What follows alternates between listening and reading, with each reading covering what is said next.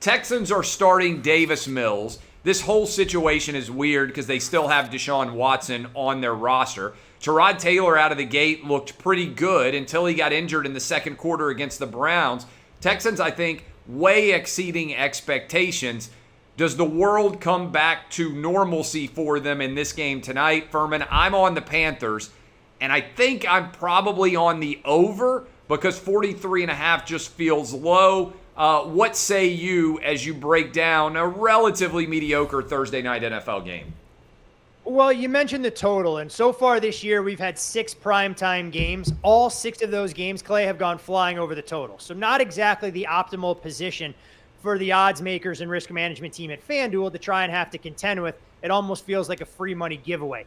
I'm not sure that train continues tonight because when you look at these two teams, you talked about the Texans exceeding expectations, and they have, going 2-0 against the spread to start the season. Much different dynamic in play with Davis Mills making his first start on a short week. This is a quarterback who was 8 of 18 last week, wasn't overly accurate, even going back to his time at Stanford. And you look at some of the other weapons that he has on the roster. Brandon Cooks, okay, fine. Mark Ingram, Phillip Lindsay, David Johnson. I don't know if any of those guys leave me brimming with confidence. So for me, I lean under the total because I think you will get a game performance from the Texans defensively. Meanwhile, on the other side, Carolina, they're arguably the biggest storyline, or one of them, through the first 2 weeks.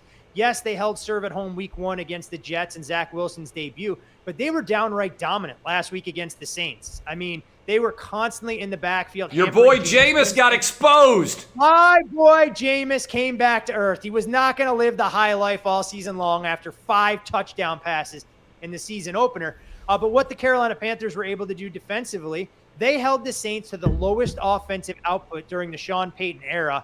Alvin Kamara was completely bottled up. I think he finished with 5 yards on 8 carries. So let's see if Carolina's defense can be as good as what we've seen through the first 2 games today. If it is, I think the under comes home comfortably. The biggest problem for me at 8, I don't think there's any value. It's a lot different in the NFL when you go from the role of being the hunter to the hunted, and I think there's a giant target on the Panthers' back tonight.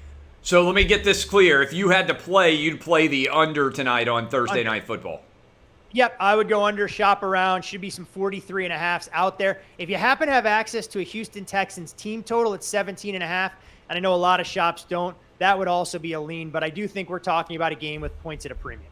All right, I know the first touchdown, you nailed it last Thursday. I do want to give you a chance here. Is there anybody you'd take a flyer on for first TD? I mean, if we're looking at the Carolina Panthers side, I think they can get out to an early lead. I'm not going to take Christian McCaffrey. I mean, I think the price is a little bit too short to try and find a little bit of opportunity there. So I'm going to go further down the board, and this isn't a real long shot. I think DJ Moore, he's one of the more underrated dynamic receivers in the league. And when you look at Carolina trying to figure out their secondary options, I don't think Terrace Marshall is there yet. So I'm going to take DJ Moore. I think he finds pay dirt first from about 15 to 17 yards out on a touchdown toss from Sam Darnold.